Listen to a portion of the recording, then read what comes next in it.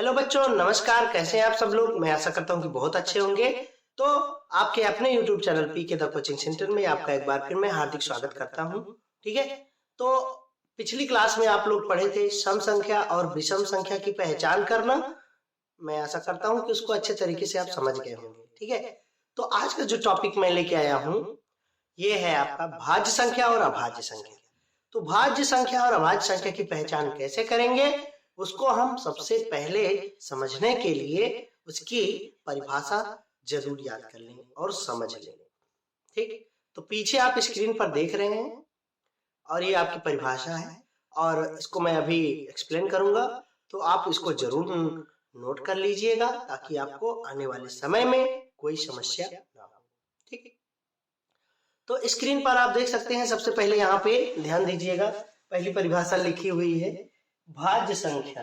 भाज्य संख्याएं किसे कहते हैं? ठीक है, और दूसरा क्या है? अभाज्य संख्याएं। ये क्या है? तो इसको अभी मैं आपको एक्सप्लेन करूंगा। ठीक, तो सबसे पहले आइए जानते हैं इसकी परिभाषा, इसका मतलब क्या होता है। सबसे पहले भाज्य संख्याएं। ठीक, तो पहले इस तरह बता देता हूं, उसके पश्चात आपको मैं इसको एक्सप्लेन करता हूं। ठीक, तो भाज्य संख्याएं वे संख्याएं होती हैं जो स्वयं और एक के अतिरिक्त किसी और अन्य संख्या से भी क्या होती हैं? विभाजित होती हैं।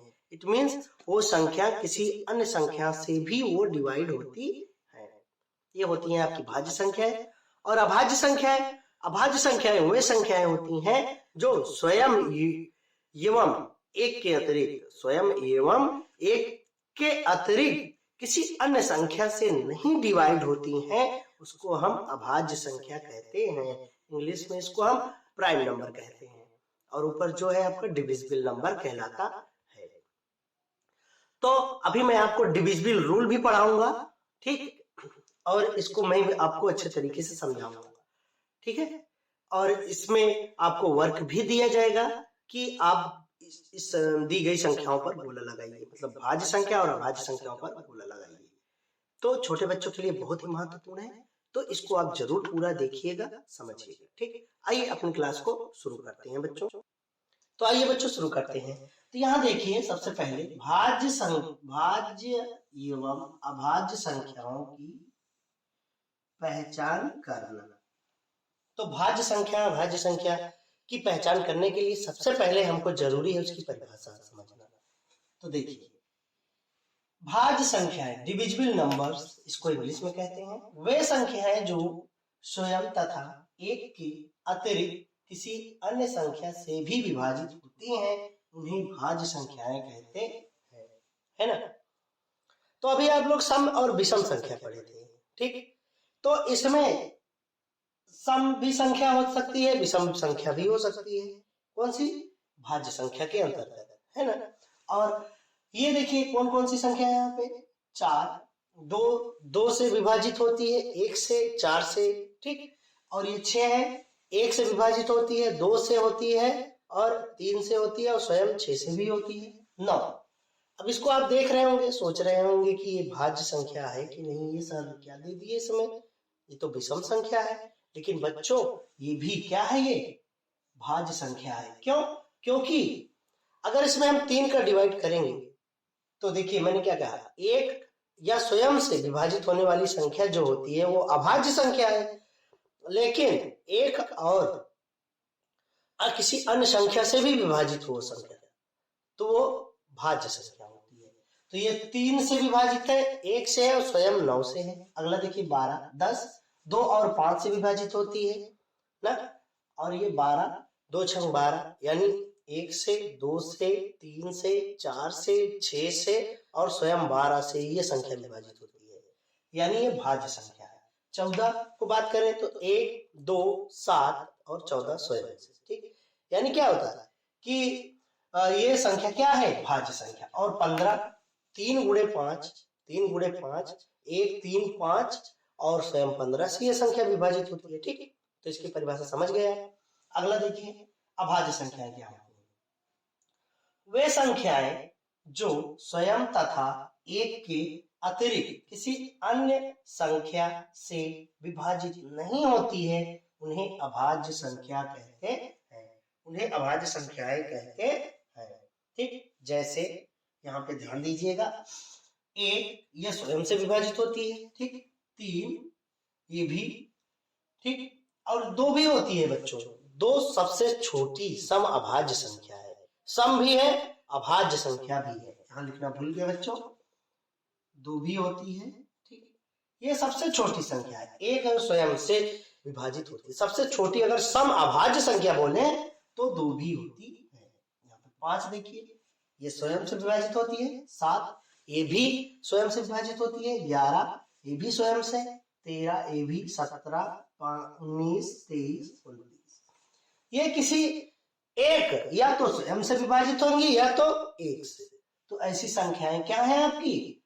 अभाज्य संख्याएं होती हैं, जिसको इंग्लिश में हम कहते हैं प्राइम नंबर। ये प्राइम नंबर्स होते हैं, अभाज्य संख्याएं। तो बच्चों परिभाषा इसको नोट कर लीजिएगा। मैं ऐसा करता हूँ कि समझ गए होंगे, ठीक।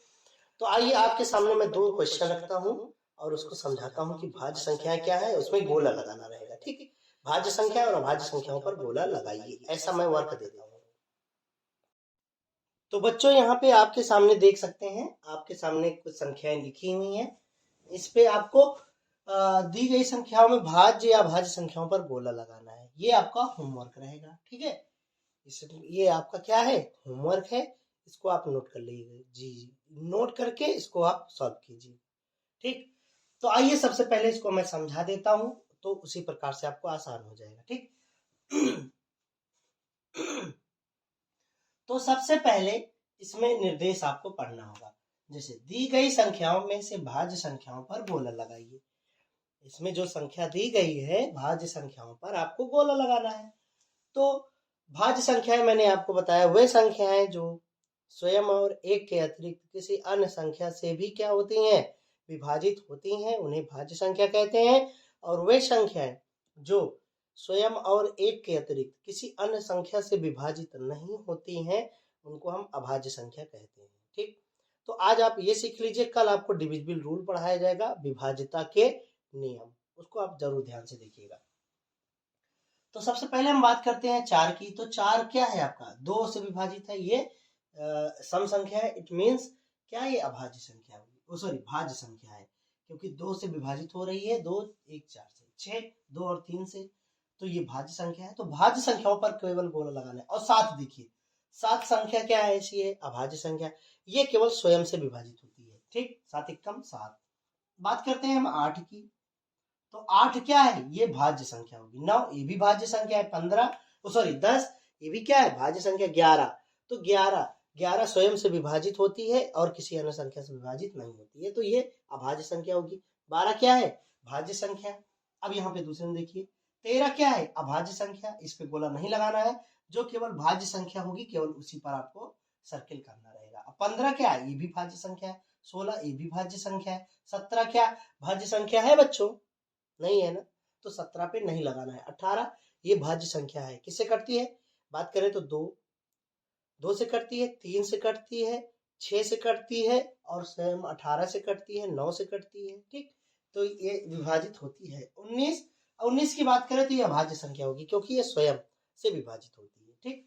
अगला देखिए 20 क्या है? ये आपका भाज्य संख्या है। 21 क्या है? ये भी भाज्य संख्या है। 22 ये भी भाज्य संख्या है। और 23 में आप किसी भी संख्या का भाग दीजिए, ठीक। या तो स्वयं से विभाजित होगी या तो 23 से, 1 से ना, तो ये अभाज्य संख्या होगी। 24 ये क्या है? भाज्य संख्या है। 25 ये भी भाज्य संख्या है। 26 ये भी भाज्य संख्या है। तो इस प्रकार से इस पे आप गोला लगाएंगे, ये आपका होमवर्क रहेगा। अगला, दी गई संख्याओं में से अभाज्य संख्याओं पर गोला लगाना है। अभाज्य संख्या मतलब इनमें से आपको ऐसी संख्याएं ढूंढना है जो स्वयं से विभाजित होती हैं, ठीक। तो क्या क्या होगी? देखिए 1 2 3 4 नहीं होगी बच्चों, 5 होगी, 6 नहीं होगी, 7 होगी, 8 भी नहीं होगी, क्योंकि वो भाज्य संख्या है। 9 की बात करें तो ये क्या है? भाज्य संख्या है। 10 ये भी भाज्य संख्या है, लेकिन अभाज्य क्या है? 11। ये क्या है आपका? भाज्य संख्या। और ये 13 एकम 13, यानी ये स्वयं से विभाजित होती है। इट मीन्स ये भाज्य संख्या होगी। 14 ये भाज्य संख्या है, ये अभाज्य है और ये भाज्य। और 15 क्या है? आप सोच रहे हैं 5 है लास्ट में, तो ये अभाज्य संख्या होगी, लेकिन ऐसा नहीं है। क्यों? क्योंकि यहाँ पे देखिए 3 से विभाजित होती है, 5 से विभाजित होती है संख्या और 15 स्वयं से। अब यहाँ पे देखिए 16 क्या है आपका? 16 यह भाज्य संख्या है, इस पर गोला नहीं लगाना। 17 अभाज्य संख्या है, इस पर गोला लगाइएगा। ये क्या है? 18 भाज्य संख्या है, ये अभाज्य संख्या है, इस पर गोला लगेगा। ये क्या है? भाज्य, इस पे नहीं लगाना। 19 स्वयं से विभाजित होती है, इसलिए इस पे गोला लगाना। ये अभाज्य संख्या, भाज्य संख्या है, अभाज्य नहीं है बच्चों, भाज्य।